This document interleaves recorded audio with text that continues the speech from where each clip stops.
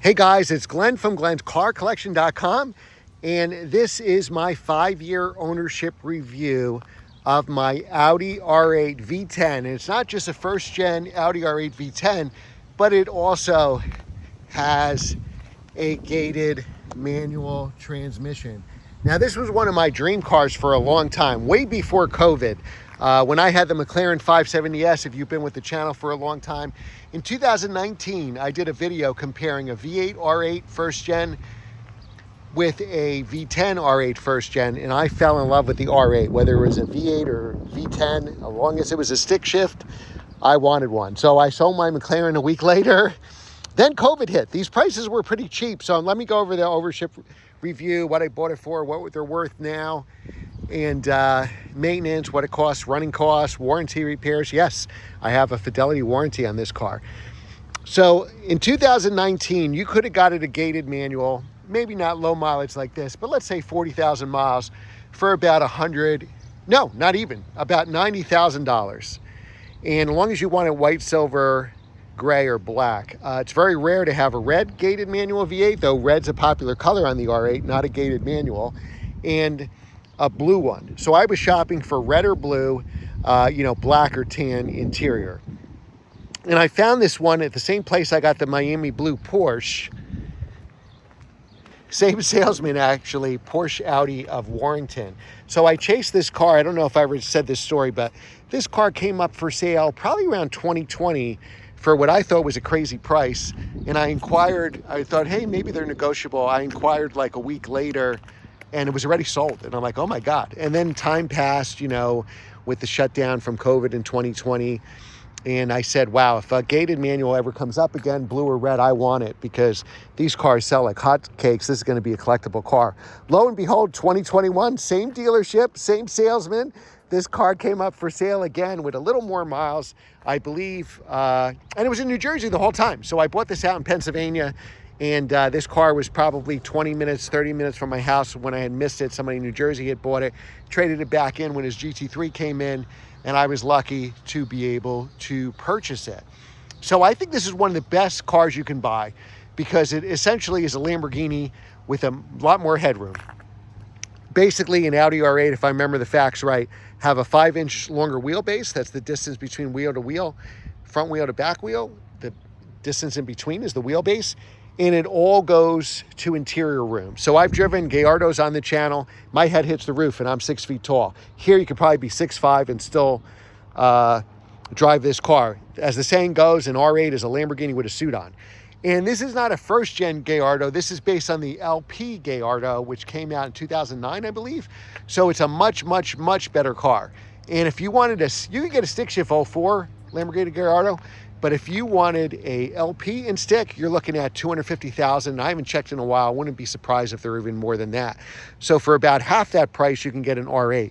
R8 V10 manuals start at about $120 for accident or higher mileage cars, like 40, 50,000 miles.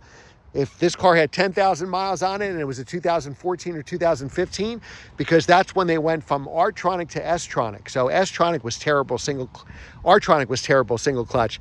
S-tronic was the DSG, basically the dual clutch Audi, and that didn't come out to 2014. They had a little differences with the headlights and the tail lights, but the big news is they went from that single clutch auto to the dual clutch auto.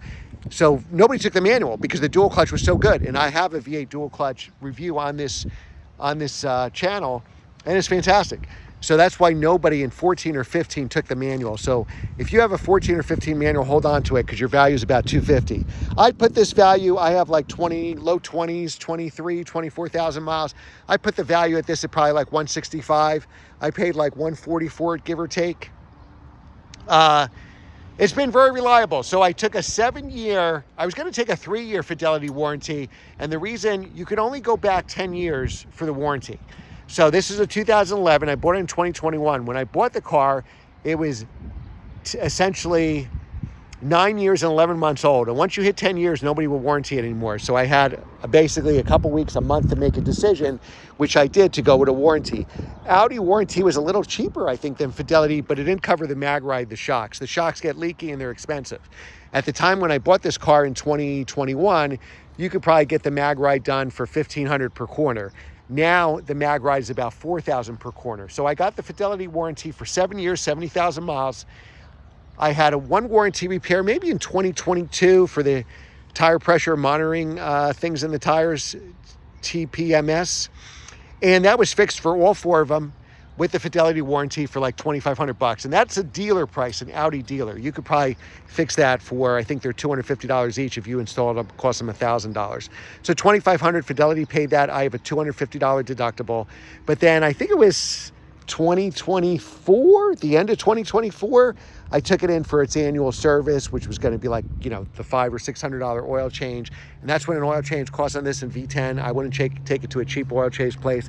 I take it to a very good Indy or the dealer oil changes, because it's a V10, 5.2 liters, 525 horsepower, is about $500 to $600. I do the brake fluid, that's $500 to $600, and, you know, normal maintenance and stuff like that. So I got the fidelity warranty, and I think it was the end of 2024, or it may have been 2025. The mag ride was leaking. So Fidelity replaced it. I only had to pay $250, and I think the bill was $6,000. So I'm $18,000 into a warranty that cost me $8,000 over 7 years. So I thought the warranty was a bargain, because 7 years for $8,000, I forgot how many miles, 7 years, 70,000 mile warranty. And I've only gone 6,000 miles, sadly, with this car in 5 years. So a little over 1,000 miles a year. What usually happens is my newest car, I drive the most. So in 2021, when I bought this, I also bought the S2000 that year. I probably put 2,000 miles on the car. And then after that, I probably put 1,000 if I'm lucky. So that's, you know, that's the gist of it. It's got a Klein exhaust, which sounds amazing. So the next video, we'll do that exhaust. I have the stock exhaust for resale. But otherwise, it's unmodified, original paint. And it's a fantastic car. There is nothing better than the click of a gated manual. And a Ferrari is going to cost you more money. A Lamborghini is going to cost you more money. This car is super reliable.